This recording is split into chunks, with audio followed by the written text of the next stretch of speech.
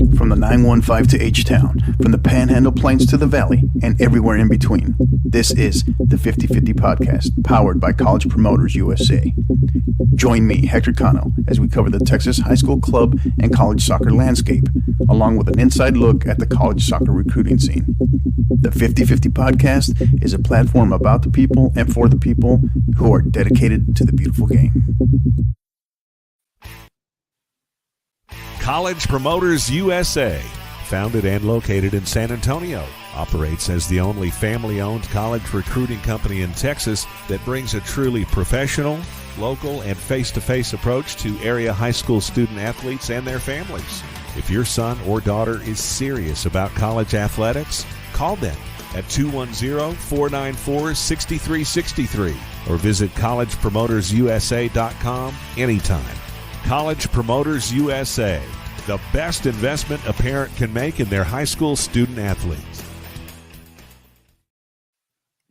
Here we go. It's another edition of episode 2, not 1, episode 2 of Inside Texas High School Soccer. We are coming to you live from a balmy 18-degree San Antonio. We are joined by Coach Rafa. Rafa, how are you, buddy? Pretty good. Trying to stay warm.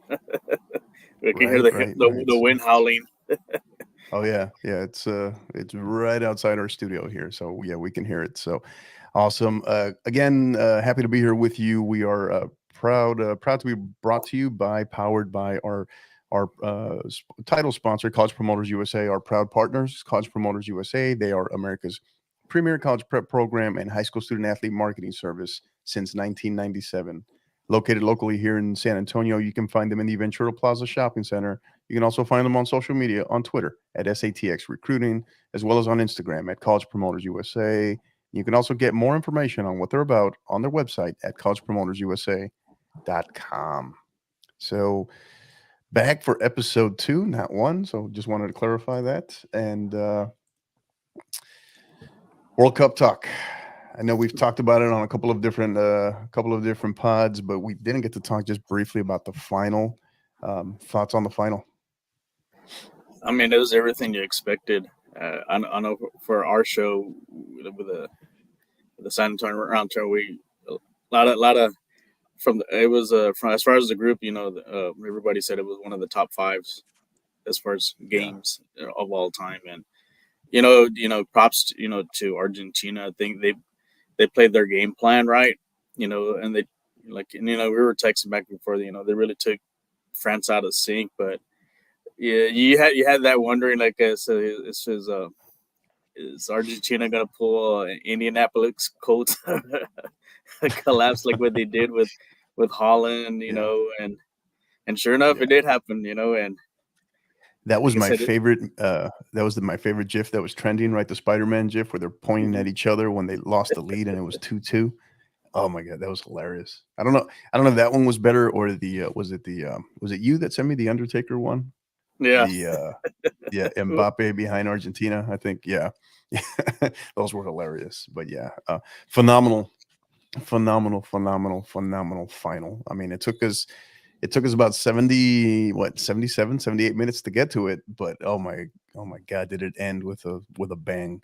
And I think it was unbelievable final, what a final should be. And I talked about it yesterday on the pod that I was on, our holiday edition with our friends from Soccer Chat, and we talked about how I think what was so great about it was seeing, it was essentially, let's call it what it is. It was the passing of the torch, right? In terms of Messi, Mbappe, but just seeing Mbappe trying to will France, right, to get into the game. And you could just tell that he had it, you could tell he wanted it. And then you could just tell that seeing Messi and Mbappe going back and forth, seeing great be great on the biggest of stages was pretty phenomenal. It was pretty special. So yeah.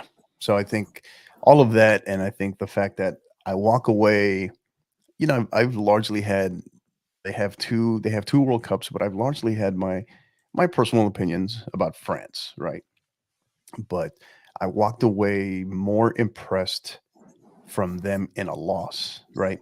In defeat, in terms of the character they showed, the fight that they showed, how that game just turned on its head in a matter of 2 minutes. And even then, they could have still won it. You can make the argument they should have won it at the very end in extra time. So, yeah, just a phenomenal final. And also, take a look at the players that were missing for France. Right, exactly. If Benzema and Pogba, Conte's there, I think it's a different. I think it's a different result. Yeah, You know, and they're not excuses. They're just the reality of the situation. I mean, they weren't the only ones in that situation, but they were just. I think it was more of when you looked at who they were missing and how many. Right, it was like Pogba, Conte, Benzema, just to name. They had like five key starters that were missing. Right, and then you had like a third of the team battling the flu bug. So all of it, and then Argentina just came out, build that rhythm. Argentina looked like they wanted it more from the start. And France was still able to overcome all of that. Yeah. So I think I came away from that more impressed. So, all right. I came away with I think Argentina, like I said, I think this is kind of like to me, this was their last hurrah. I think after this, do I see them maybe repeating? I think they have talent, but I don't think they're going to be just as good as this team, because they're not going to have that leader. And that's a different story with France. Mbappe is going to come back, and I think and more likely, I think they're going to be the favorite for 2026, and maybe even Brazil too, because they still got a good core as well. So those will probably end up seeing those two as for 2026 as far as the final. You have Holland. Holland's an up and comer. Spain too. Hopefully they can get it right, coach. They can get them to score. Right. So, but as far as as far like I said, as far as I know we're talking about as far as World Cups all time, this was probably one of the top five, probably top five as far as game wise. Like, to me, I tell our guys, like, my number one World Cup was the '86 World Cup. That's number one all time. But this was in the top five. Yeah, on the field, it was pretty special. I mean, off the field, there was a ton of just was a political socioeconomic mess, obviously. Just, I mean, just highly controversial, obviously. But on the field, you got to give the players their props. They came to play, and now we'll see what it's like. They return to their clubs. You got action going already, and now, excuse me. Now I'm curious to see maybe over the next 6 weeks the injuries. Right. Hopefully we don't have any major injuries coming back. And then also, I think the Bundesliga. I don't think the Bundesliga returns till third week in January. I think. Yeah, and then also you have transfers too. The transfer window opens up, and that's going to be interesting to see. Well, there's already talks of Mbappe leaving PSG. He's does he go back with his tail between his legs to Real Madrid, or does he make a jump to, I don't know, across the English Channel, go to the Premier League? I mean, it's going to be interesting because there are some players that weren't under the radar. They upgraded their stock, and they're gonna get their paydays come January. As far as you're going to see some bidding wars on some of these players. Right. Yeah, and I think that part of it is the question in terms of Mbappe is who else can really afford to sign him, right? So that's one question there. So that'll be interesting to see how that plays out. It is going to be a little awkward, right? Normal World Cup, they have the rest of the summer off, or they have at least a month off. Now you got Messi and Mbappe coming right back a week later in the same dressing room, right? Same locker room. So that'll be interesting. So awesome. So all right, so we're going to segue over. We're going to start talking about so tournament talk, right? We're going to do a little different order. We're going to start at the state level, and then we'll pass it over to Rafa to talk, just highlight a couple of maybe local tournaments as well. But what we wanted to do first, so we're going to talk about a couple of tournaments at the state level, focus on one in particular, and we want to go ahead and bring him in. He is Mr. Brandon Rich. He is the operations coordinator of the I-10 Shootout. Brandon, how are you, sir? How are y'all? Brandon, can you hear us? I can hear you. Can you hear me? No? There you are. Yeah. Just a little slight delay. Okay. There. So awesome. So thank you for being here, sir. How are you doing? Doing well. The breeze and cold is coming through. So I Right. just can just power through that. Right. But we're doing well. What's the temperature out there in the greater Houston area? Oh, I'm not sure quite now, but it's dropping, rapidly now as Yeah. that cold is coming through, sure. So Yeah. everybody's bracing and, hopefully not having anything, what was it, a year ago, 2 years, a year ago, Right. whatever that the Arctic storm February, I was think it was then. what, February 2021, I think it 2021. was. Yeah. 21, yeah. Yeah. Yeah. Yeah. So awesome. Well, again, thank you for being here. We really appreciate it. And so in your role, we've had the opportunity to connect with you, and we wanted to highlight one of what we feel is beginning to be kind of to establish itself as one of the premier tournaments in the state in the excuse me, in the I-10 shootout. Kind of a very unique setup, pretty awesome. And as an operations coordinator, kind of wanted you to highlight some of that a little bit. Tell us your role. Tell us a little bit about the tournament. Maybe start with the history of the tournament. Okay. So the tournament itself, I-10 shootout, has been since 2006. So it's been around for quite a while, and it's grown not only with the, it has grown because it's a KDISD tournament in itself. So as because the way the tournament is set up, each high school um, has its own bracket which teams participate in. So there's an 8-team bracket at each one of the high schools. Jordan is not doing a varsity bracket this year, so we have eight high schools with 8 different teams. So that's 64 city team participating, and there's a championship winner for each bracket. Which is nice for those different competitive levels within the brackets. So there's a spot for everybody to participate in at probably the right level, hopefully.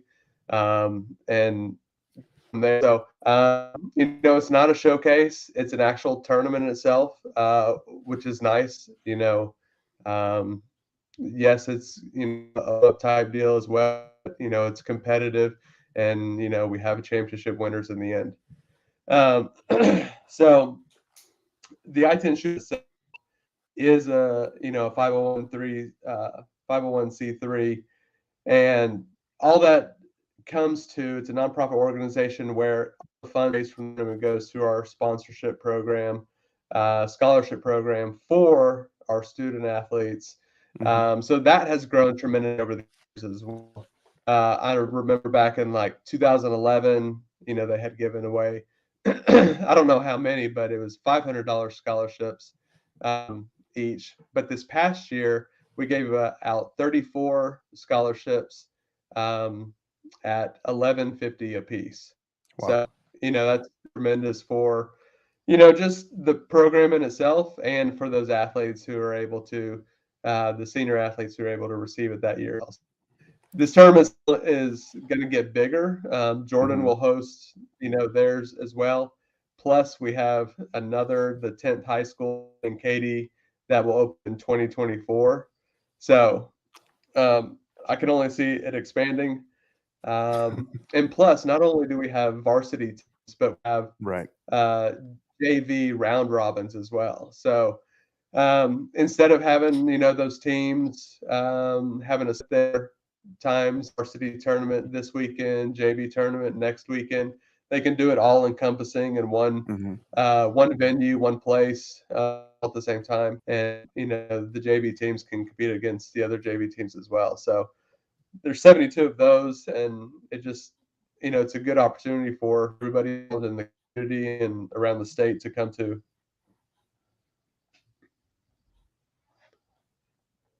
All right. Awesome. Well, so run us through, that's a lot of great info you just dropped there. Tell us a little bit about, obviously, that's a bit of a behemoth, right? In terms of getting your arms around, coordinating that, the logistics of that. Take us through a little bit of logistics in terms of, I know you're on the board. Take us through just the planning process, the support staff, the board, the volunteers, maybe the fields. I know you talked a little bit in terms of the locations, but What does that look like? What is it? How far out do we plan for this? How many members on the board, the support staff behind that, the volunteers that go behind that? And obviously, that's a lot of support and established through a great relationship with KDISD as well, right? Yeah, definitely. So getting to that point on the operations piece, we start planning probably right after the beginning of the school year starts back up. Because you're right, it does take a lot of planning. We have monthly meetings right after the beginning of the school year. Now we have weekly meetings because things just get more intense, and logistics wise, got to get things together. Um, but the partnership. So there's two pieces. So the board and us, we handle all the logistics for the tournament. That all the t-shirts, the media, the sponsors, um, the ticket sales, all those types of things we handle. There is a coach. It used to be Diane Lofton for many, many years. In Hmm. the I-10 shootout tournament. Now Coach Edson, she is she handles the coaches aspect. She's that liaison between the tournament and the coaches. So she sends out emails for the different schools that want to play in the tournament, and she fills out the kids and that sort. Also, she's in charge of the referees and getting those established across all the teams as well. Then we do need to partner with each one of the schools as well, Right. because it takes a lot of parent, volunteers to run the event at the Yeah. school. So we have hospitality, volunteers at each itself. So they'll have food and drinks and whatnot for all the volunteers and the refs while they're there. There's volunteer for running the clock because there's games going all throughout. Oh, and this tournament goes Thursday, Friday, and Saturday. So you need volunteers because there's JV games there as well and varsity. The games are going from 8 a.m. to like 8 p.m. And so, Yeah. you need people running the clock. So whoever want to, sign up for that clock, one of us will step in and go there. But there's ticket sales uh, for the tents and T-shirts and whatnot for those volunteer opportunities. Hmm. But each site itself, when the school has its, soccer after tryouts and people make the team and whatnot, they usually the coaches talk about this event and have their sign up there. Yeah. Yeah, I mean, that's a pretty special event. I can only imagine in terms of the army of support staff and volunteers that it takes. So kudos to all of you. Now, kind of refresh my memory. How long have you been doing this? How long have you been involved with the board and on the operations side? Oh, I've only been here. This is my first year, actually, Oh, okay, on the okay, operation side. I've been part of yeah, it, just with family being in the participating and playing in the I-10 yeah. shootout for many years. Um, I try to not get myself involved too much into things. I have 5 kids, so I gotta, divvy out my time, Yeah. You need properly. a But you need no, a an I army really of love this volunteers just tournament. for that. Yeah, Yeah, for yeah, sure. yeah, No, but yeah. it I've grown to really love this tournament and just the community and actually been soccer around here for a long time. It's Hmm. fun to make those connections and be able to make an impact in the tournament itself and help it grow. So you've seen it. Obviously, you've experienced it as a parent. Your children playing in it. Now you're obviously that's still the case, but you're involved on it now on the operations side. What besides the fact that you're on the board and kind of running the operations, tell us briefly what's maybe from your perspective, or what do you feel is going to be the different about this tournament, the I-10 shootout this year? About this year, I think the way I feel is we've done more of a kind of a social media push on different things, and Mhm. really kind of showcasing that type of stuff earlier. So I think the tournament has always been run well, logistic wise. But I, providing a little bit more buzz, this is the first year we've done pre-sales for t-shirts. Typically we just do, merchandise that comes, at the day of the event. But now we are doing pre-sales of it to make sure that, one, they ensure that they get their shirt and they don't run out of something that they wanted and maybe missed out in previous years, because it's happened before. Another thing to sell at the venues this year is, the little stickers to go on the Yeti water bottles and that type of stuff. So just little things to, make it a commemorative type of event, something they can have and collect over the years and just going forward. But we also want to attract, high level competition as well, Right. to come down here, because I know there's a lot of tournaments, to get in tournament season. And so people have to pick and choose where they want to go. And, if they're traveling out of town and stuff, and hopefully we can be a destination. Awesome. And I know, yeah, definitely, we've definitely noticed the difference in terms of the marketing push and the social media piece and the interaction, and obviously the fact that you're here with us. So kudos to, the entire board on that. Kudos to yourself as well. And we appreciate you all being here.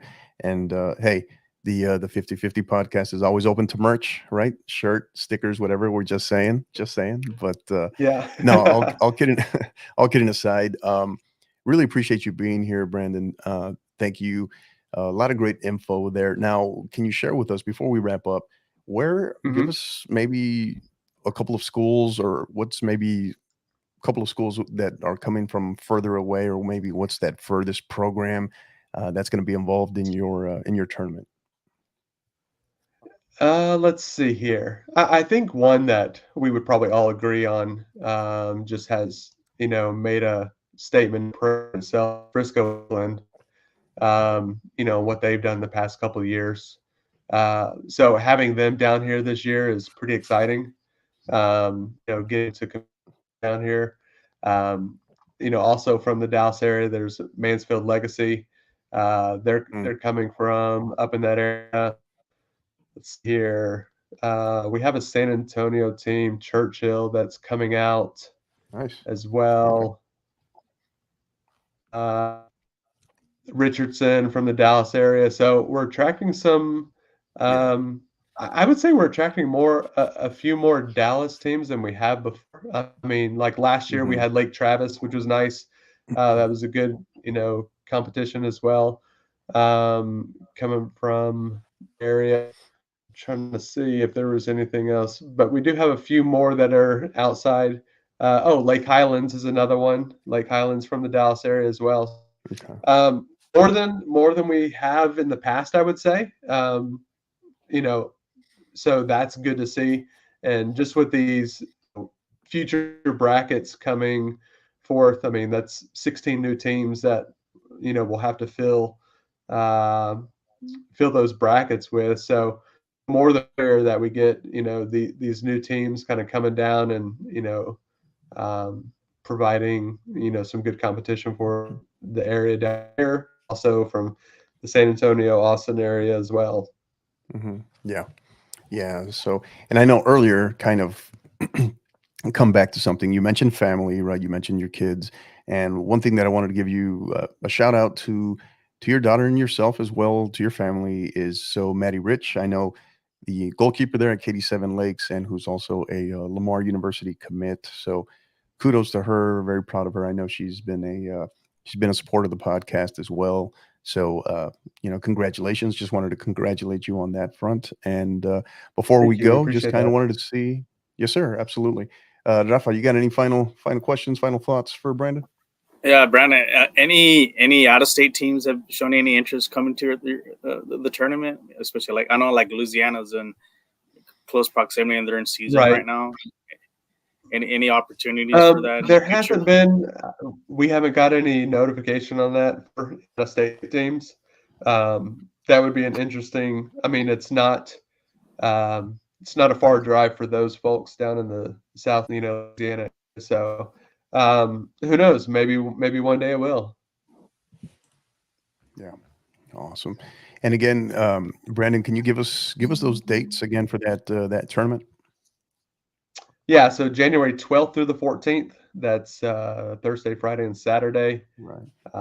Um, so that will be uh, so also on the Saturday championship game. So this is nothing. Each has their own bracket, but the championship Mhm. games are all at the Legacy and Rhodes Stadium in KDISD. So, Okay. obviously, venue for those championship games, playing in the big stadiums here in KDISD as well. And where can we go? Just kind of some plugs here. Where can we go to get more information, both on social media and your website? Where can we go? Anybody Yep. wants to get more So information? Twitter and Instagram are our most popular media outlets on that. So at I-10 Shootout on those social media outlets, and then website at i-10shootout.org. And you can find out, yearly information on that. You can see the brackets. You can see merch sales there. Um, so yeah, we're excited about this year. Hoping it'll be a good year.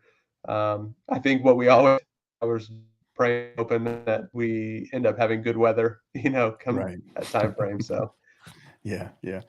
Yeah. So awesome. So, Brandon, thank you very much. We sincerely appreciate your time. Thank you for being here, and want to wish yourself, the board, all the volunteer staff members, and then of course all the student athletes that will be participating in your tournament. Just congratulations, best of luck, and you all are doing a phenomenal job with that tournament. So, thank you again for your time.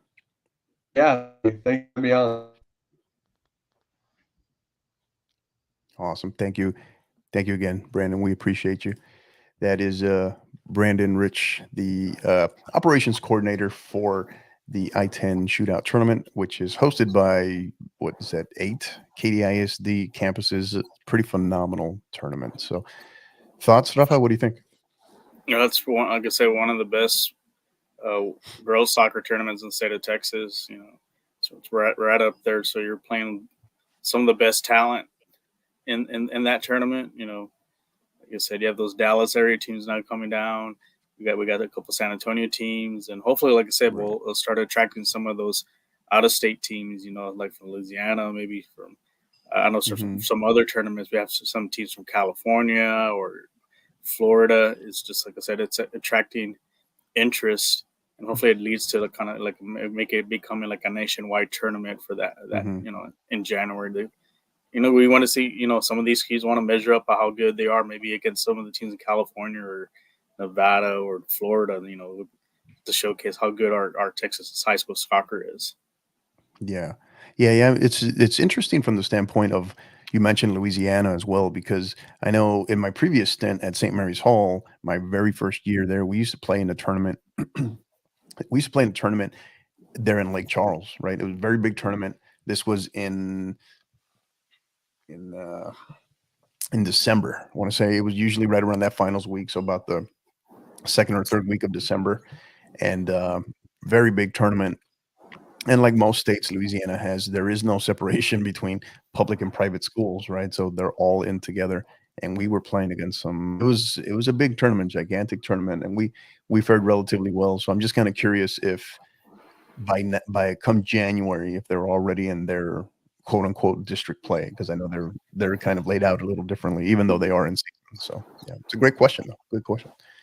So we segue over um, on the state side. Any one or two thoughts in terms of state tournaments before we kind of we let you kind of take the lead a little bit on some local tournaments?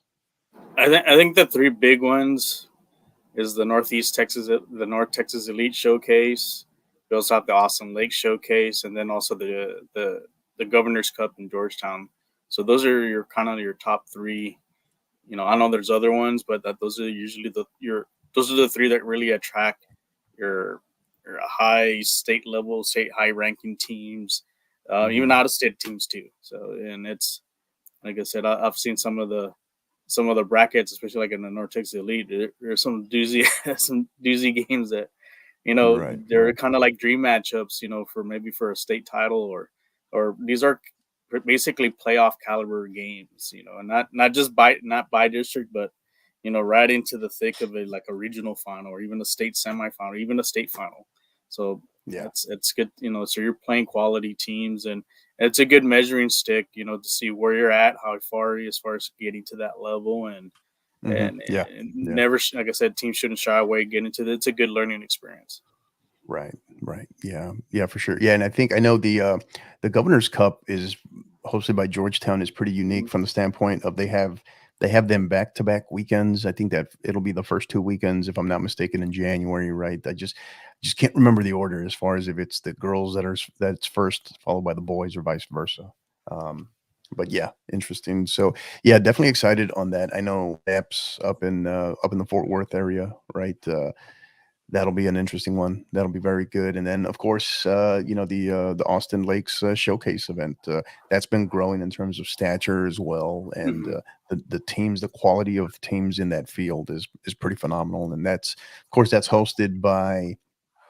run by Lake Travis's own and 50/50 podcast alum, Coach David Bammel. So we'll look to have him on, hopefully, maybe at some point on this year as well. So, all right, locally, what's in the greater San Antonio? We just talked about Austin in terms of the Austin Lakes Showcase, but Yeah. the greater San Antonio, maybe Austin area, South Texas area, even what's maybe a couple of tournaments that you want to highlight? Well, even like an honorable mention for stateside, I actually for 4A, the Salado tournament. I just want to mention them too. They bring in the top 4A schools in the state for the boys and girls. So that's another one to also keep an eye. But locally, we have some great tournaments here too. We have one coming up in the first week. The Rangerette tournament at Spencer Valley. We saw some of the brackets already. Some really high quality teams. Some great teams. Like I said, we have El Paso Franklin coming, so that should be interesting. Them going against some of the San Antonio teams. We got a couple. We have the Reagans, Spencer Valley moving up from 6A to 5A. See how they're going to fare. We also have the Northeast ISD Showcase. I think that's the following week. We have Salt Lake Carroll coming. We've seen already their schedule. They're playing. I think they have Brandeis, Johnson, and Reagan. I'm looking forward to those games. Hopefully, I'll get to live stream one of those. Boys side, we have the Northside ISD Showcase. That's in the first week as well. We also have the Ranger Cup as well. I'm trying to think. Alamo Heights tournament. We went to that one last year. We saw some quality teams. We saw one of the El Paso teams knock off Lee in that tournament, and like I said, we saw Bernie, the 4A boys state champs in that tournament.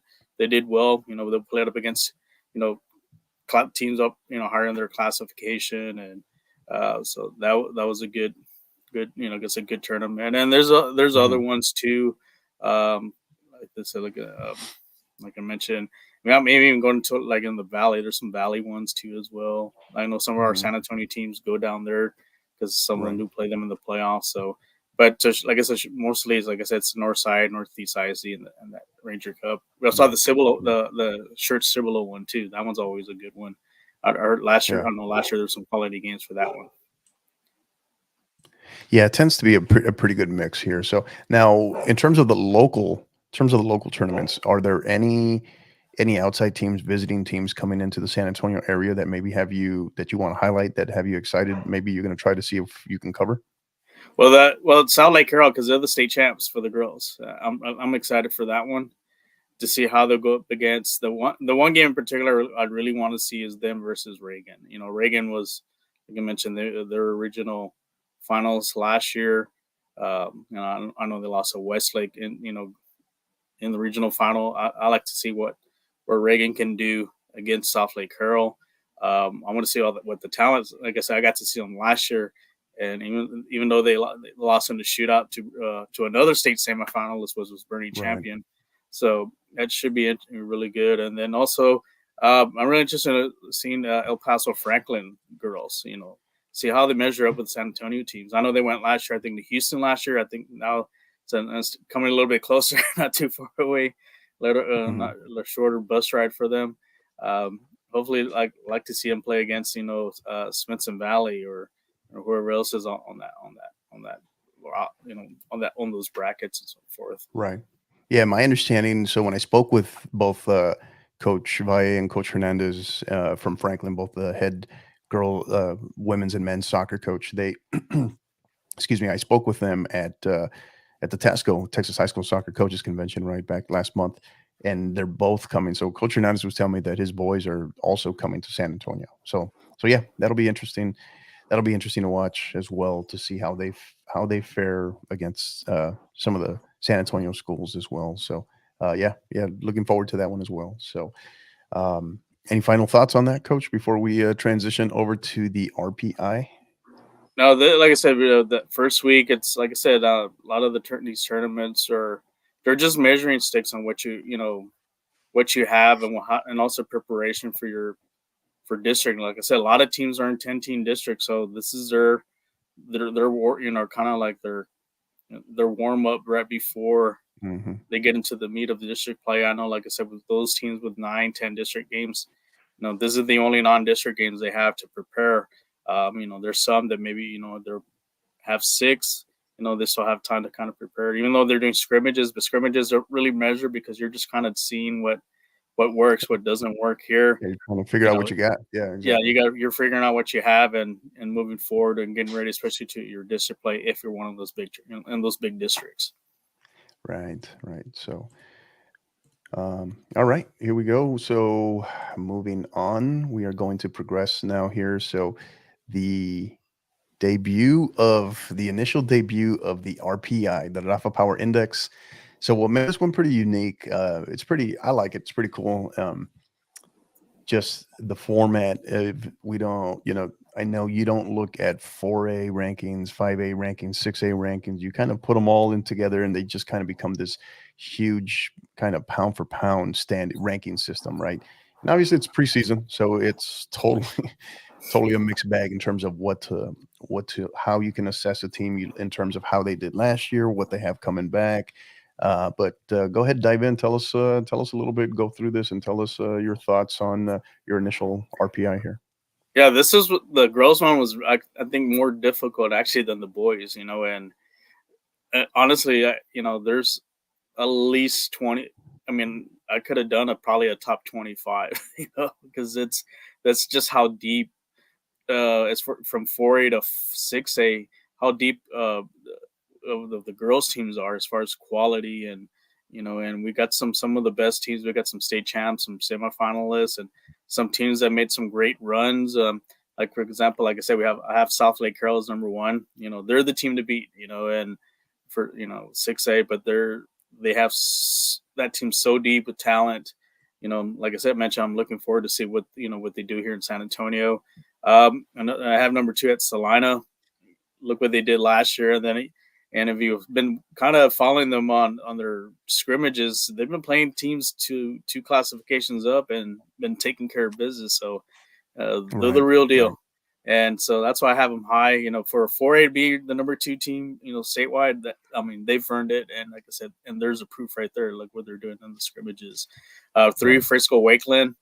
That was tough kind of between them and Salina, but they're kind of very close neck and neck. But like I said, I did get the edge of Salina. Frisco Wakeland, like I said, they're no slouch.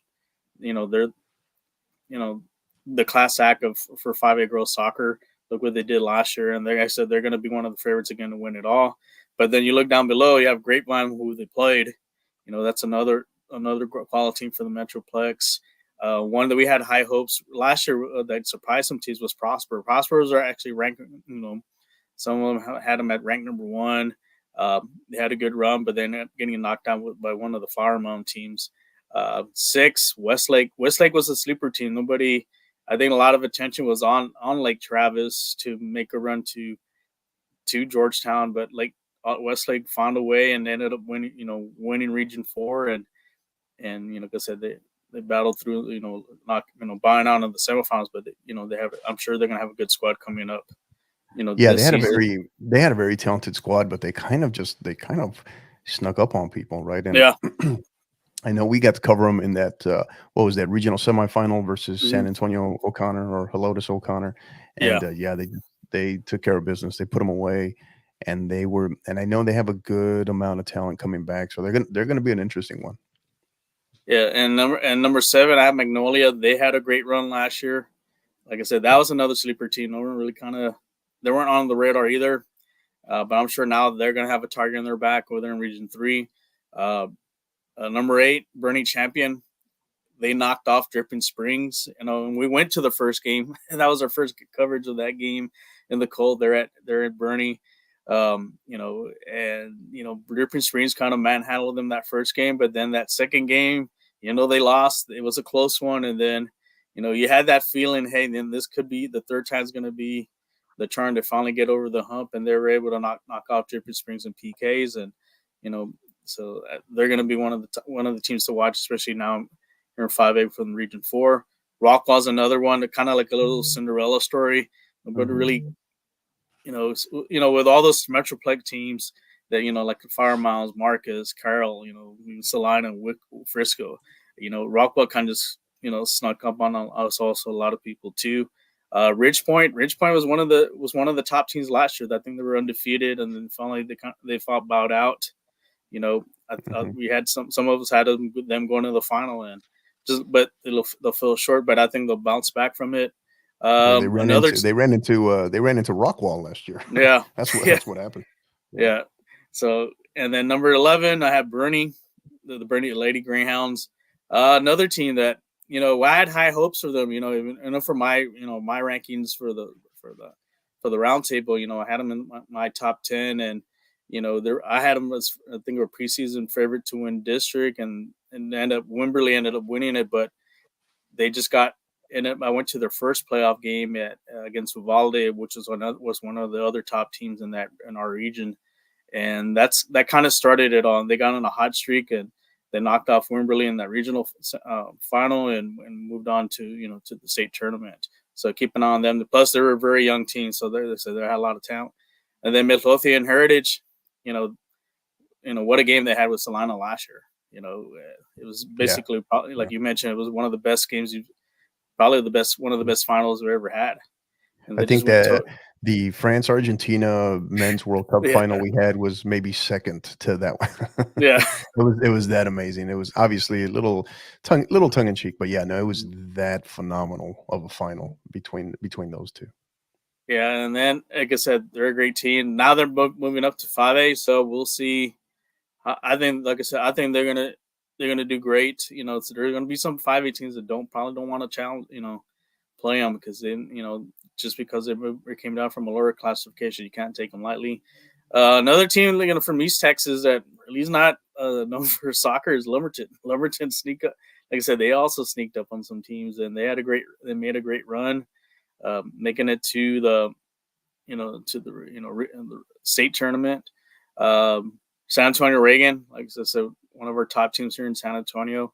They had a great run. We got to see quite a few of their games, and there's some toe-to-toe games. I remember one game they went at it with Johnson in that regional quarterfinal game. It was back and forth until they were able to sneak one in, I think, an extra time.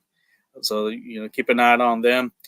Bay City, like I said, Bay City was another one, kind of similar. Actually, those are one that they got knocked out by Lumberton, but Bay City was ranked high last year. They had a great run in the playoffs, and so that rounds up my top 15. But then I have honorable mentions. Lake Travis, who I had one of my favorites to going into the state tournament last year. They fell short to Johnson, which was a good little shocker there. But I think this year, I think they'll have enough to come back. I know they have a new coach going into this year, and coming over from the boys, so I think he'll get them prepared and be a contender for Region 4. And Dripping Springs, we saw them quite a few times.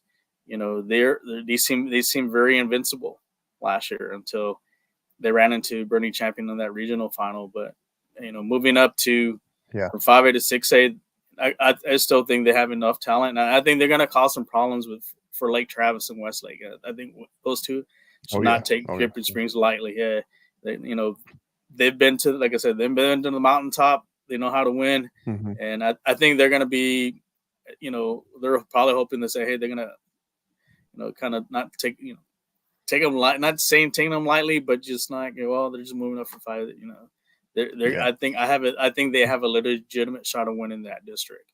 So it's Yeah, I going to think be a for them, dogfight. for Drip, it's just excuse me, for Drip, it's just going to be a matter of how soon they can really get settled in right into the new lay of the land, if you will, in terms of Mhm. their district, making that jump to 6A, the players, the talent that they lost, the talent that they graduated, and then how quick that learning curve for their new up and coming talent, right? That's that developed last year or that's coming in, right? I think Mhm. it's for them. It's just going to be a matter of how quick they can make that adjustment. Yeah. And then I have Flower Mine as another, as far as honorable mention. Uh, they're usually a powerhouse there in the Dallas area. Last year, I think they were able to knock off Prosper, but then they fell the following week. But keep an eye on them. Like I said, I think they're one of those teams that could challenge, South Lake Carroll in the playoffs. Burleson Centennial, it's a new up and coming team. They had a great season last year. I think they're going to be able to build on that and make another run. And then you have Colville Heritage. Lots of tradition there. And they're with not only with the boys, but here with the girls team too as well. And like I said, they were one of the top Metroplex teams coming in again this year.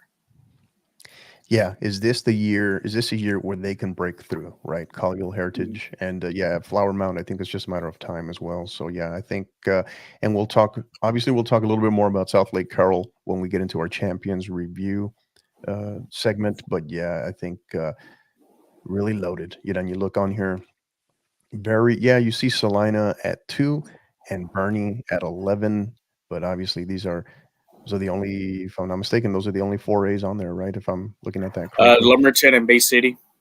Oh, there you go. Yep. So yeah, but I mean, there's very little separation between those two, which we'll get into also a little bit more with our champions review. So great stuff. So let's gonna go ahead and look over now at our men's soccer RPI a little bit. And you're saying this one wasn't easy by any means, but wasn't, I guess, as much of a challenge for you as the women's side was. So I have, like I said, number one, like I said, I have Frisco Wakeland. Like I said, I see them as the gold standard when it comes to Texas high school soccer. They have not only the tradition, but look at the amount of state championships. They've been in the state championships, I think, with the last 5 years, won, I think, 4 out of the 5. So like I said, that's the ideal program right now. And I think they're gonna, they didn't know the surprising thing about them. They did not win their district last year. And, there was another team in their district. We thought maybe this was their year to kind of, hey, we'll be the other Frisco team that wins the state title. But Wakeland was able to find a way. They always find a way in the playoffs. I think that's where they really shine. And like I said, we had them, this past year during this year, talking to them about the run. So I think they have enough talent to repeat again. Yeah. So, keep an eye on them. Wakeland.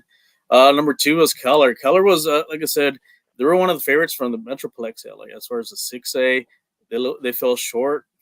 But I think this year, they return enough players back to, make another deep run. And hopefully they break, like I said, hopefully they'll be able to break through and finally represent Region 1. But it's going to be tough for them because there's a lot of quality teams in Region 1 to get through. 3, Katy Seven Lakes. Like I said, they would punch their ticket, Georgetown last year. I know they fell short. They had a lead and then lost it. I think they're going to be probably the top team from the Houston area. Number 4, the defending 6A champs, Lake Travis.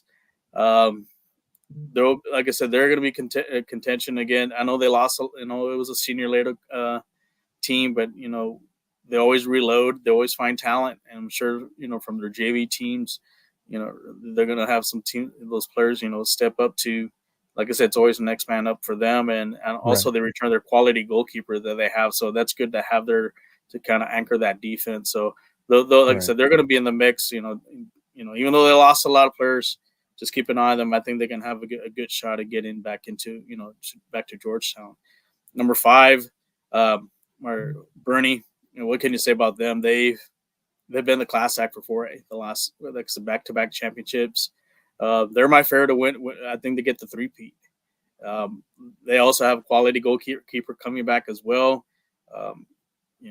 they just learn, they find a way to win. And I think really no one in Region 4 hasn't really been able to touch them as far as kind of challenge them. Or last year, actually, a lot of teams would take the lead on them, and then boom, they end up scoring 4, 5, 6 goals in a row, and really kind of flex their muscle. So, we'll see how they do this year. But I think, like I said, I have a feeling I think they're going to get the 3-peat this year. 6, South Lake Carroll for the boys side.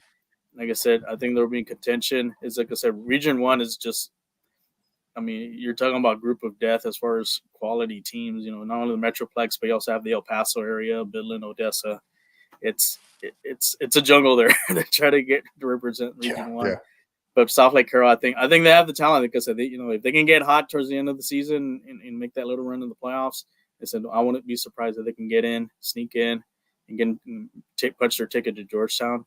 Another one is Duncanville.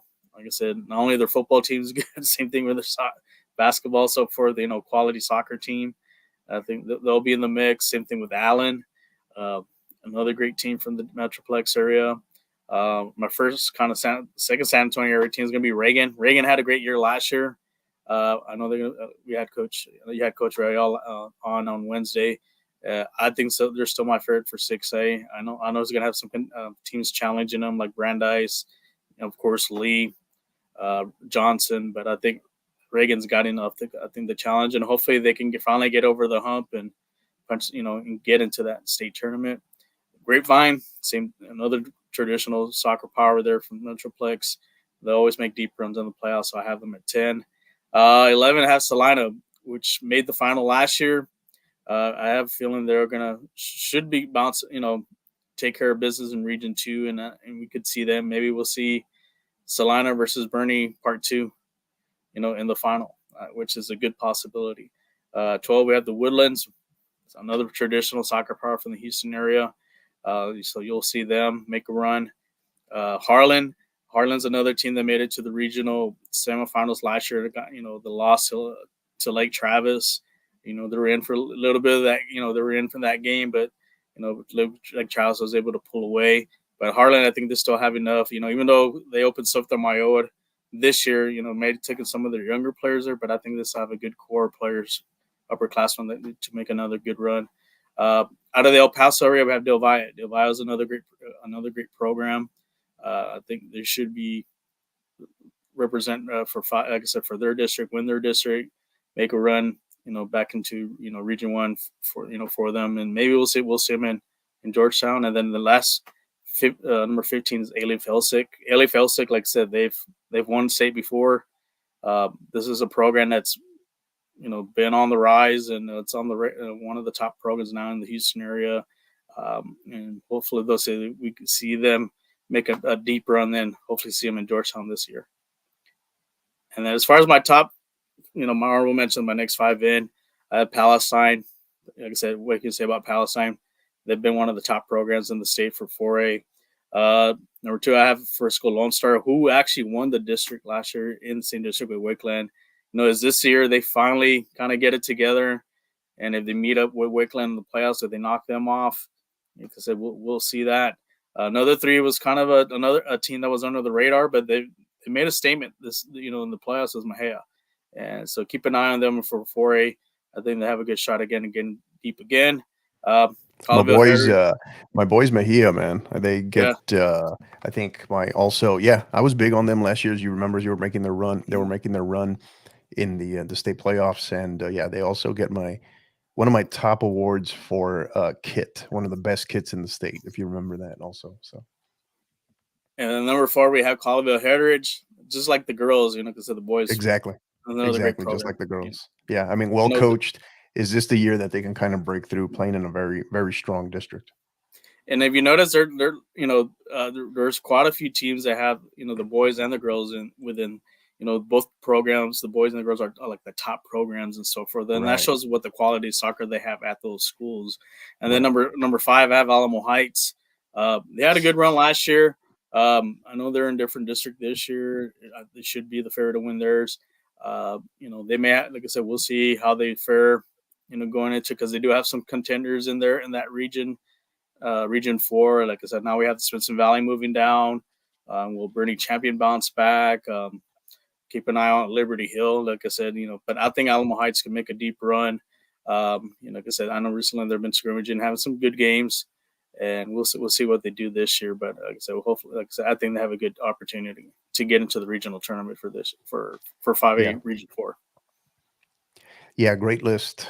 Great list. I think one that some people will probably ask, so I'll ask it maybe, is the one that kind of stands out that maybe, if not in your top 15, maybe in your next 5 in, right, is our honorable mention, but El Paso Eastlake, right, out in Region 1. Talk to us a little bit in terms of when you were looking at them, what were your thoughts on that as far as when you were assessing your RPI here? I think with them, the last 2 years, they've had some good runs, especially 2 years ago. We thought they were going to make it into not only the state tournament, but also to the final. We were kind of looking for that dream matchup between them and Lee, which, like I said, Right. Eastlake did, were knocked off, I'm trying to remember who they got knocked off 2 years ago. I think it was Allen. It was Allen, if I'm not mistaken. Yeah. So, Allen. So that's, can they get over that hump, with those Dallas teams, once they get into the regional tournament this year, we don't, I'm not too sure how much of the rebuilding back, because like I said, I'm sure they've graduated, because this is probably going to be a different class of players that they have. Can they, learn from these 2 years? Can we get over the hump? And like I said, I may not have them in like top 15 or my honorable mention, but I think they're one of top 25. If there is a top 25 state rankings, there would be in it. But could this be the year for they finally get things together and make that run and make a statement and get that Dallas team monkey off their back and Right. be that one of those El Paso teams that gets to Georgetown this year. Yeah, and of course, one thing to mention as well is this is just your initial, right? We'll re-examine this in a couple of weeks, maybe 1 or 2 episodes down the road, and you'll unveil your next one. So I know you don't plan to try to pump these out weekly or anything like that, but pretty tough, pretty highly competitive list. And like I said, one of the things that I want to highlight in terms of just analysis and what we're about here at Inside Texas High School Soccer is, and the uniqueness of that particular ranking system that we call the RPI, right? Your power, the Rafa Power Index, is that it is a pound for pound list in terms of when you factor in, pedigree, obviously pedigree, history, coaching, the recent success, maybe in the last year or two, how they did last year in particular, what they lost, what they graduated, what they have coming back. So it's a number, the district that they play in, the region that they have to go through. So it's a number of factors, but yeah, it's not easy. No. Yeah. So, all right. Awesome. So, hey, that's going to do it for, we got one more thing to cover. We're going to do our 2022 champions review, where we'll discuss our thoughts on maybe some of the last year's champions. It's really the last time we discussed last year. We'll look at last year's champions and kind of get our thoughts on who is maybe the least likely or most likely to repeat, and then also where every champion lies. So don't go anywhere. We'll be right back after a quick word from our sponsor. College Promoters USA, founded and located in San Antonio, operates as the only family-owned college recruiting company in Texas that brings a truly professional, local, and face-to-face approach to area high school student athletes and their families. As the lead sponsor and proud supporter of the 50/50 podcast, alongside Coach Hector Cano, College Promoters is proud to be elevating its support for the college soccer recruiting process more than any other service in the country. If your son or daughter is serious about competing in college soccer, call College Promoters USA directly at 210-494-6363 or visit collegepromotersusa.com anytime. College Promoters USA, the best investment a parent can make in their high school student athlete. And we are back again. It's season 3, episode 2 of Inside Texas High School Soccer. We are joined by Mr. at Papa Soccer himself, Coach at Rafa Castorena, or I don't know why I threw an at in there, but Rafa Castorena. And so we got one more segment to go. We're going to look at our 22 champions review. But before we do that, just wanted to share with you again our good friends at Gipper. As you know, we're working with them closely. They help us with a lot of our digital work, a lot of our just artwork, and a lot of our graphics, right? And able to do some phenomenal stuff with them. So Gipper is the way schools, athletic departments, ADs, and coaches create world-class marketing content. Join 2,500 coaches and ADs and use Gipper to create high-quality visual branded graphics for your program. The best part, anyone can do it in seconds on any device without needing any design experience whatsoever. We've been using them with them. We've been partnered with them for going on about 6 months now, and love it. Absolutely love it. So the other best part about that is listeners of the 50/50 podcast can receive 10% off any first-time Gipper purchase. Again, that's an annual package, right, where you can save 10% off. Visit gipper.com/partner/5050 to learn more. Again, that's gipper.com/partner/5050 to learn more. So, all right, shall we? Let's discuss champions here. So one more set here.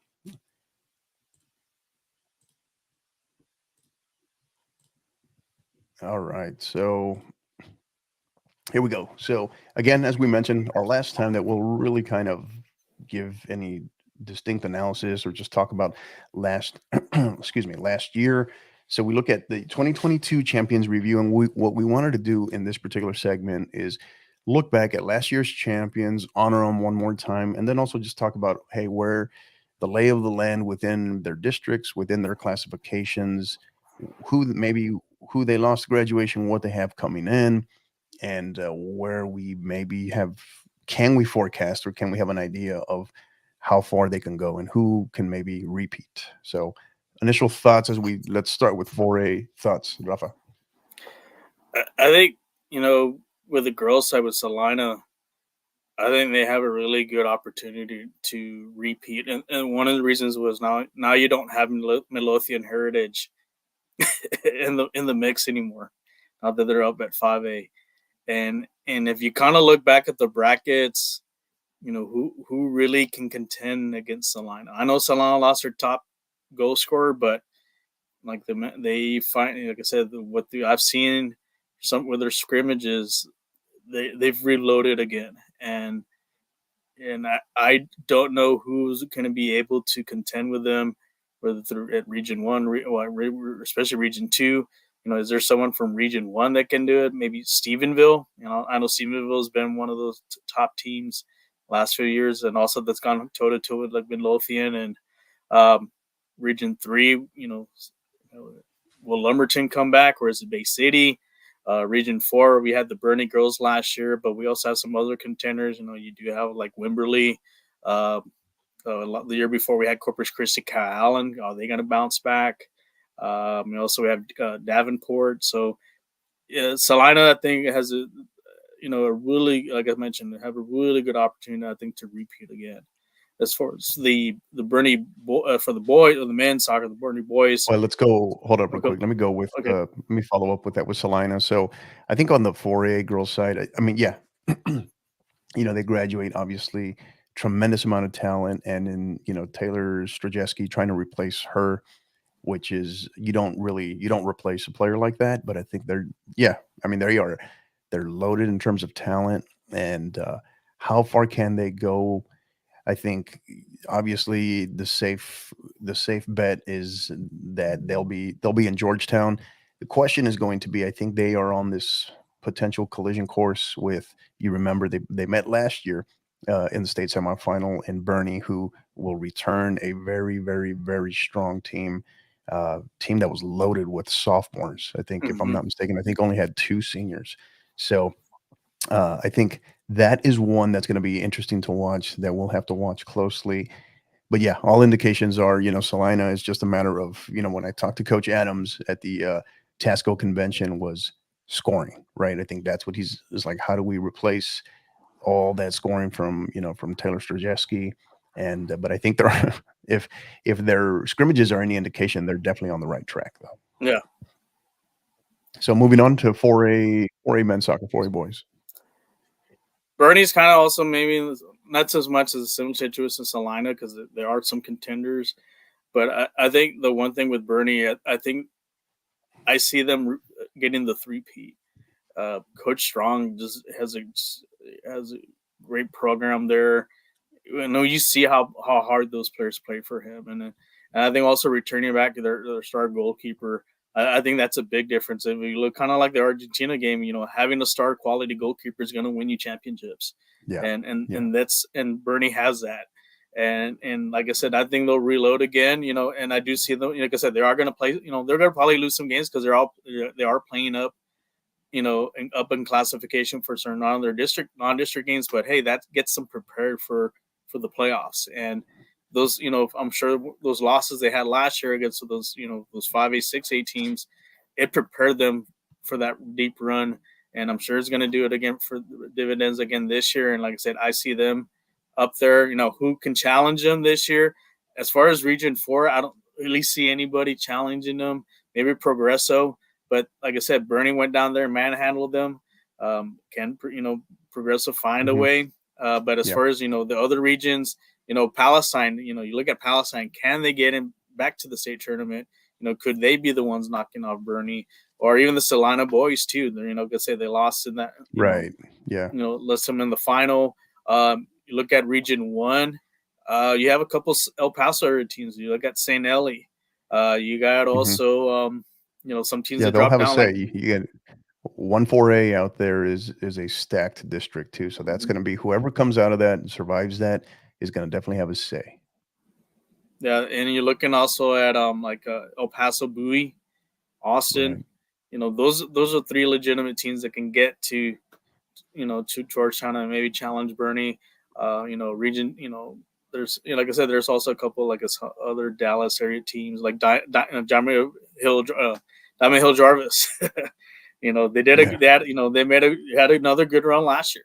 You know, and who's to say they can't do it again this year? I think they've taken that step to becoming that, you know, a perennial soccer power within that Fort Worth area for 4A. So there's a lot of contenders, but like I said, I'm still going to give the edge to the Bernie boys this year to get the three-peat.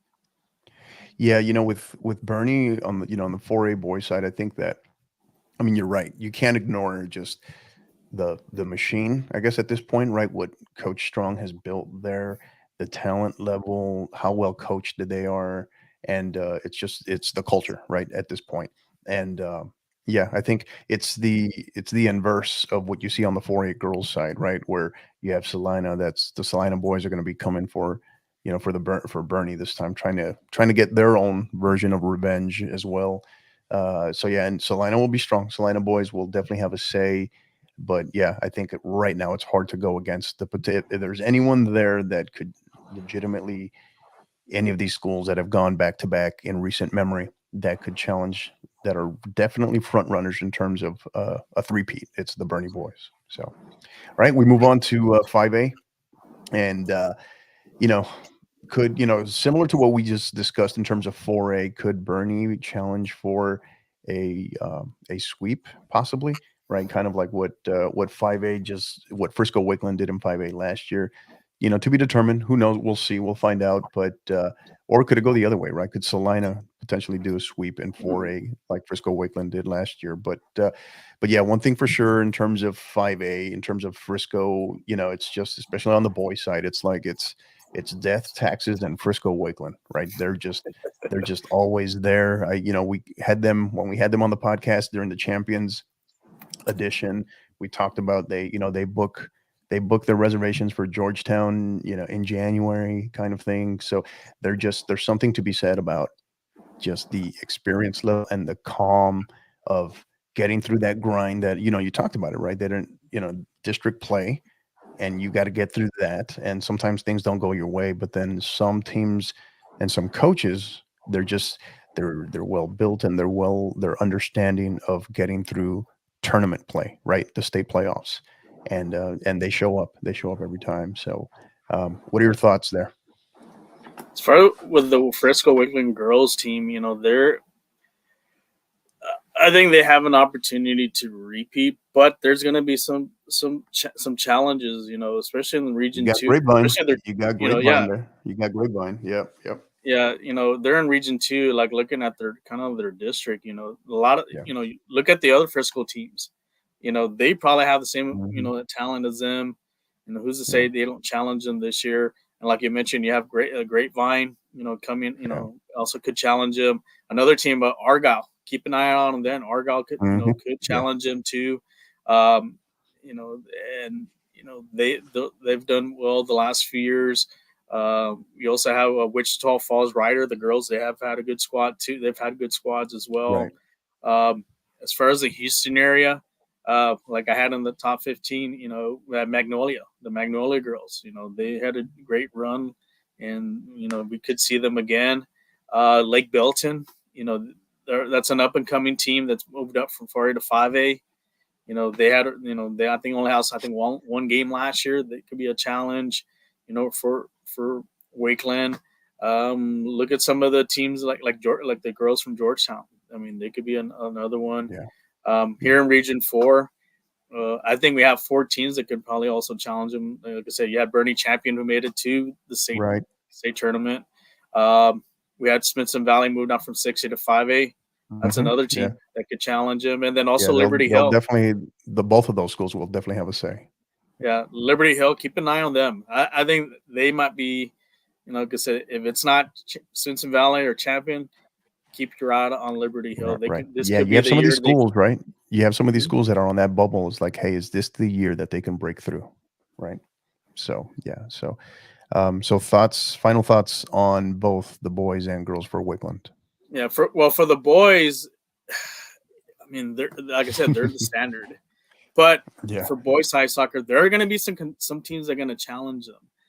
Like if you look at Region 1, you have Del Valle, and then you have El Paso Bel Air. I think they have the talent to play, to knock them off if they meet maybe in the state semifinal.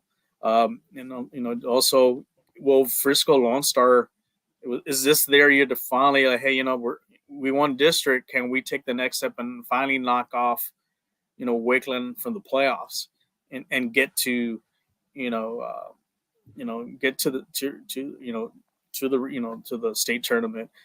Houston side, you also have the Georgetown boys. The sleeper team was that Northeast Early College High School from the Austin ISD. Nobody expected them, and you can keep an eye on them. And then for the boys side here, you have you have Smithson Valley boys. That could be a contender. Alamo Heights, down in the valley. You have Lopez, you have Pace, Porter, veterans. Those, and then you also have Mary, one of the Sherryland teams. Valley Soccer, especially now with 5A, they've gotten a lot better, and they've always given Dallas teams trouble when they get into the to the state tournament, especially if they meet in the state tournament. So I think 5A boys a little bit more wide open. Still, Wakeland's still the favorite, but there are some teams that can challenge them, and I think same thing with the girls. So there are some challenges that they're gonna have to overcome. That could be quote unquote bumps and roads for them to repeat. Yeah, on the girls' side, I think Wakeland, it's kind of a TBD. I really like Grapevine. I really do. And then, of course, you have others that are going to have a say. You have, here in the San Antonio area, you have, again, we talked about Smithson Valley, who's coming down to 5A, so they will have a say for sure, and as well as Burning Champion, who, Coach Carol Walters returns all that talent from the state semifinal team that probably had the biggest upset of the season last year in taking down Dripping Springs in that 5A region 4 regional final. So yeah, and then on the boys' side, I'm not going against Wakeland until someone can show me. I guess I'm going to be from Missouri on this one, and you got to show me. But because I'm not going against them on the boys' side. So, all right, we move on. Final ones, 6A. We'll start with the women's soccer side. We'll start with South Lake Carroll. I'll go first on this one. I think of any returning champion in this group here, they're the ones I think that are most likely my lock to repeat, right? Probably the biggest lock. It's probably one of those where, and that's saying something because the amount of talent that's out there on the 6A women's side. But I think just in terms of what they have returning, what they have coming in, how loaded they are, how stacked they are, that's going to kind of be just one of those of, can they stay healthy, and can they, can they just stay the course, stay committed, stay disciplined, and stay focused over the course of the haul that is a season, because they're going to be one of those that have their eyes on the second season, right, on the playoffs. So can they just kind of stay healthy and keep their composure and stay focused through the regular season? Yeah, I think for them, Salt Lake Carroll, like I said, I do give them the edge to repeat.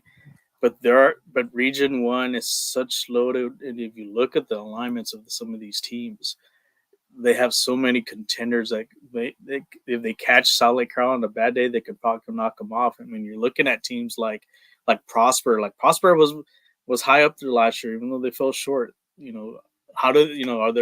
this the year they redeemed themselves and challenge South Lake Carroll? Same thing. You look at the Capel girls, Flower Mound, Flower Mound Marcus. Some of the Plano teams, and then now you add Highland Park, who moved up from 5A to 6A. They could be an obstacle for Salt Lake Carroll. Some of the McKinney teams, it's going to be South Lake Carroll's going to have to be on their A game. They have that big target on their back, and if they can avoid injuries and get on that streak, and like I said, they're going to have some challengers going, for them to get back to Georgetown. And then as far as with the other regions, who can challenge them out of, maybe in the state playoffs out of Region 2, you had, like I said, last year you had Rockwell make it. I think Rockwell's going to be a favorite again to come out of Region 2. To maybe this year, this is the year that they can challenge Salt Lake Carroll. Some of the Mansfield teams, Duncanville, maybe it's a Houston. Maybe a Lake. Is it a Lake Travis, or maybe a stronger, still growing in momentum Austin Westlake squad out of Region 4? Maybe is it one of those that maybe that kind of rises as that contender to Carroll? Yeah, or even Dripping Springs. They could be also, because they've been there and they know how to win. Especially when the year they won the state championship, there were very close games that they won, and and they I view Drip in this classification here. Ironically, on the both sides, right? I view Drip very much like Highland Park, who you just mentioned, right? It's just going to be a matter of how quick they can get settled. They can get settled in, new district, because they're going to be well coached. They're going to have talent. So from that standpoint, there is no real difference of, they were 5A, but they play like a 6A squad already. But I think it's just the adjustments, and coupled with what they lost to graduation and what they have coming back. It's just a matter of how quick they get settled in, I think. Yeah, I think one I forgot to mention is on the Houston or the Katy, Seven Lakes, the girls from Seven Lakes. Keep an eye out on them. They, like I said, we have their goalkeeper just signed with Lamar, so that shows that they have a lot of talent in that team. So it's going to be a gauntlet for Salt Lake Carroll. Like I said, they have the big bullseye on them, especially in Region 1. I think that's, to me, if you look at all the regions for 6A girls soccer, I think Region 1 is probably the toughest one of all the four. Oh, yeah. The thing with Carroll is they're just, on the girls' side, is they're overwhelmingly, last year, that run to the state title, it was heavily impacted, heavily led, if you will, by a very, very strong core of freshmen, right? So they're back, plus with what they have coming in as well. It's hard to ignore. It's hard to ignore. I'll say that. And then we move on. We look at the boys. We go 6A men's side. Lake Travis returns as our defending state champion, here to try to defend their title. And the way I view this one really is, obviously they lost. We talked with Coach Bammel. He'll have them ready to go, but they lost a lot to graduation. So the question will be, I view this as I see them on a collision course with San Antonio Reagan in the regional. And then whoever I think can survive that, I think ultimately see what might be potentially in the early going, what I think may be the best program to start right now on the 6A boys side might be Katy Seven Lakes. So I see those three squads on some sort of collision course between the regionals and then in Georgetown. I think this one is wide open. You know, I don't think you can predict a champion on this because, with the amount of players like Travis lost, I know they have some key players back, but you are rebuilding a senior-laden team. So, not in the saying that they're not gonna be able to, make their run, but I think this is probably the one that's going to be mostly wide open. Like you mentioned about Seven Lakes, they're going to be in contention. You also like have in Region 1, you have the Soft Lake Carroll boys. You got Farmar Marcus, you got Capel. They may have a say as far as to get into to winning the state. Same thing in Region 2. You have Rockwall Heath, who's had made it to a final. You have a Duncanville. Houston area, like I said, besides challenging, Seven Lakes, you got a couple other good teams there from, Fort Bend, Clement, was it, I forgot, I think Elsick, Elsick is one team that could challenge Seven Lakes. There's also, like the schools like Deer Park, Kingwood, here in Region 4. I think it's still going to come down to Lake Travis, Westlake. Keep an eye on also the Dripping String boys, because they also made it to the to the state Final Four, and they'll have they're coached well as and I think they'll challenge and they'll make the playoffs, and they'll probably give some problems to some teams in the playoffs. And like I said, you also have Reagan. Another team we have is Harlan. Harlan boys could be another team that can, they lost to Lake Travis last year. Maybe this year is the year that they finally get it together and knock them off. And then you also have a team maybe from the Valley.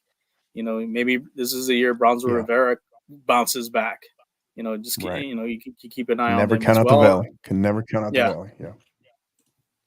Yeah. So final thoughts on Lake Travis. What do you think? I think it's going to be tough for them. They're probably the team. I don't think they're going to repeat. I think 6A is wide open this year. I think you have a lot of favorites. I think, and then what I'm I'm not saying that Lake Travis is not a good team. I think losing a lot of your seniors, because senior leadership goes a long way, and that senior leadership carried them last year. They learned from that shootout loss to Lee the year before. I think that would help them get over the hump this past year. Losing that it is a big factor, but I think I said they'll make the playoffs, and if they can get in a little hot streak, you never know, they can get back to Georgetown. But I think this is going to be very wide open this year for 6A boys. Absolutely. And I think when it's all said and done, potentially, I just right now, when I look at everything, what they have coming back, I see maybe this is that year that San Antonio can break through in Region 4. And I really do see Katy Seven Lakes and San Antonio Reagan on some sort of collision course. I really do. So we shall see. So, all right, that's going to do it for our 2022 champions review as well. So, so before we go, kind of wanted to just wrap up final thoughts. Oh, before we really end up on final thoughts though, Rafa, kind of, as this will mark our last episode, even though it's only episode 2, but this will mark our last episode of Inside Texas High School Soccer for the year, right? For the calendar year, that is. Your thoughts when we look back on 2022, right? Maybe your favorite, if you can identify one, maybe your favorite memory of the Texas high school soccer season in 2022. Got one? There's a couple. I have a couple of them. You can only pick one. Only pick one. Memory. Yeah. Ooh. I'm going to make you only pick one. It's like trying to pick your favorite kid, right? I think my favorite one was the one when I was in Austin, when I went to your game. That's probably my favorite one. That was really like that? Wow. That's my favorite one because I've gone to a lot of the games, went to live stream a lot of games this year, and there were some really good games. There's some back and forth, but this was like very dramatic. Being down a lot, then coming back, and then it was like basically like a heavyweight boxing fight, back and forth, back and forth, back and forth. Kind of like it was like Rocky versus Apollo. Apollo winning first, Yeah, there and then was some Rocky serious, coming back. there was some serious energy, some serious vibes in that game. That Kind of that had you like, right, yeah. yeah, Even the yeah. I parents, mean, because even the parents on the field, there's yeah, I can feel the energy from them, the intense. They were just like especially the display when they lost that big lead and yeah, coming back, and even some yeah, of your parents, they were like, wow. I think yeah, that was the yeah, one game. Like I said, that was probably my favorite of all. That's like I said, not saying all the games were great. There were some great games I went to, but that was the one. To me, that was always because I always talking about it because that's my most memorable one for this past year yeah, because I've yeah, never experienced a game like that in person. You'll see them on TV, but just yeah. here with people around you and watching the game, that was my favorite one for 2022 because Yeah, and it was nuts. It was definitely nuts. It was. I tell people we talk. It comes up regularly, mhm, and I tell people that I've never. I don't know if I've ever had a game where it's definitely one of the craziest ones I've ever coached in, and I don't know if I've ever had a game where I was more upset and simultaneously proud of my team, right? Because we came out sluggish. We kind of, I guess, looked like France to start, and we found ourselves down 4-1 and 5-2 in that game versus Austin Hyde Park. Hyde Park, they well coached team. They came out on their home field, jumped all over us, and then we made a big, came roaring back, made a big push second half, tie it 5-5, and then inside of I think about 7 minutes left in regulation, take the lead 6-5.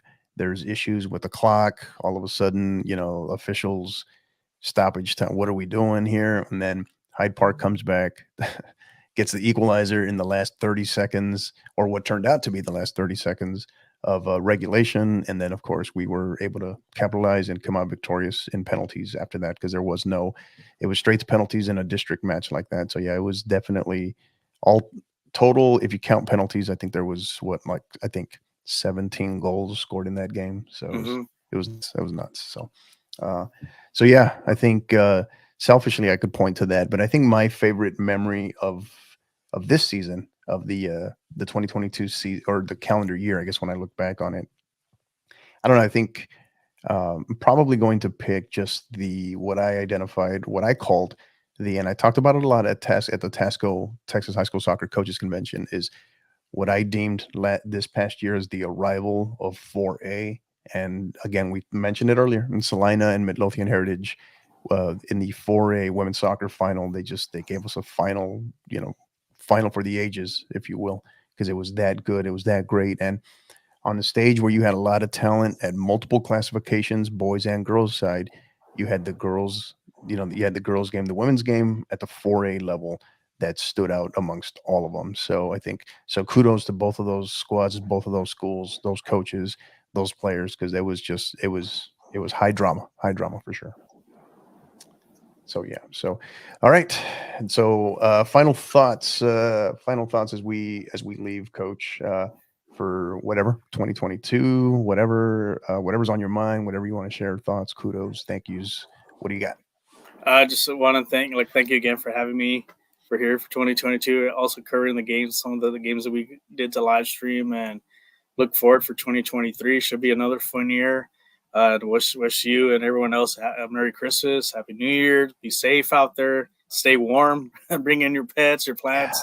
Yeah. Take care of yourself, and also with the sport here with soccer here in Texas, especially the high school, whether it's private school, public school, it's starting to become a sport, the sport on the rise, and it's finally getting the respect and the recognition, and the coverage, that these players and coaches deserve. And I know we're not going to be up there maybe with the Texas high school footballs and play a final with Jerry's World, but I think what you've done, and I know with our show and others, giving the coverage it's given that's just due, that's needed for these past few years, and we look forward, to showcasing not only the players, the coaches, the programs.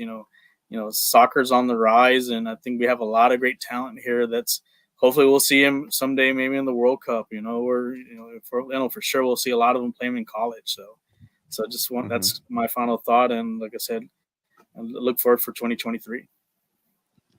Yeah, and thank you. I appreciate the kind words, and thank you. I cannot thank you enough. And then obviously Harry as well, and then along with some of our supporters, really our other local press in the San Antonio area, from San Antonio to Houston to El Paso, the people that are doing their part in growing the game.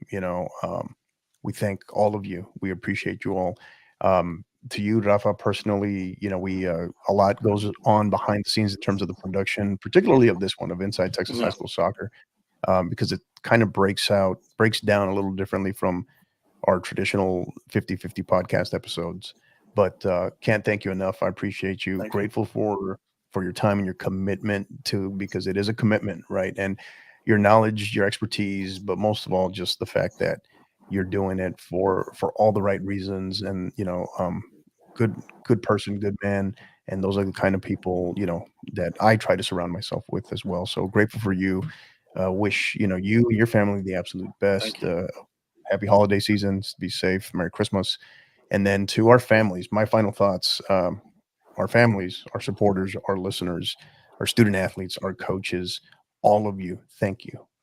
You are really, we say it all the time, but it's because it's not a cliche. It's to keep us on track of why we do it. It's because of all of you. And we're grateful that you all allow us into, whether it's, your living rooms, your computers, your laptops, your cell phones, wherever you listen to us, whether it's on the vodcast, right, the video podcast, or the actual audio podcast. We're grateful for you. We thank you. We want to wish everybody a happy holiday season. Merry Christmas. Be safe. Obviously, we're down to where I'm at. It is currently 8 degrees with the wind chill. So, so stay warm. Be safe. We expect to see everybody back on campus, back at their schools in January. Mental health check-in on your friends, check in on your teammates, check in with with your loved ones, with each other, even when you're around each other. Sometimes this can be a tough period for people. So thank you to all of you. This has been a joy. I've loved doing this. I'm grateful for it. Our podcast team, our title sponsor in College Promoters USA, our president, Greg Smith, and the entire staff there. Just love working with them as well. And then, of course, our partners at Gipper as well. They've come on in the last 6 months. We're grateful for them. And then again, my family, my being able to, as a coach as well, being able to coach my daughter, very proud of her. And then, of course, my wife, she's just tremendous amount of sacrifices as well that she does in support and in pushing me to try to make this better, in support of Texas high school soccer, of our coaches, of our student athletes, our administrators, and just, as you said, growing the coverage. So we're grateful for all of that. So cannot thank you enough. So this will be our final episode of Inside Texas High School Soccer of 2022. We'll be back next week with an episode of the 50-50 podcast. So be on the lookout for that. Grateful for all of you again. And let's continue to grow. Let's get excited for 2023. I think 2023 is going to be a special year as we continue to get back to quote unquote normal, I guess, if you will, coming out of the pandemic. But I think it's going to be an exciting year. Thank you for all of you. And you know what to do. Until the next time, keep downloading and keep listening. You've been listening to the 50-50 podcast, powered by College Promoters USA. Help us continue to grow by liking, rating, and subscribing on all major podcast platforms. And don't forget to follow us on Twitter at 50_50pod, on Instagram at 50_50 podcast, as well as on YouTube at the 50_50 podcast. Until the next time, keep downloading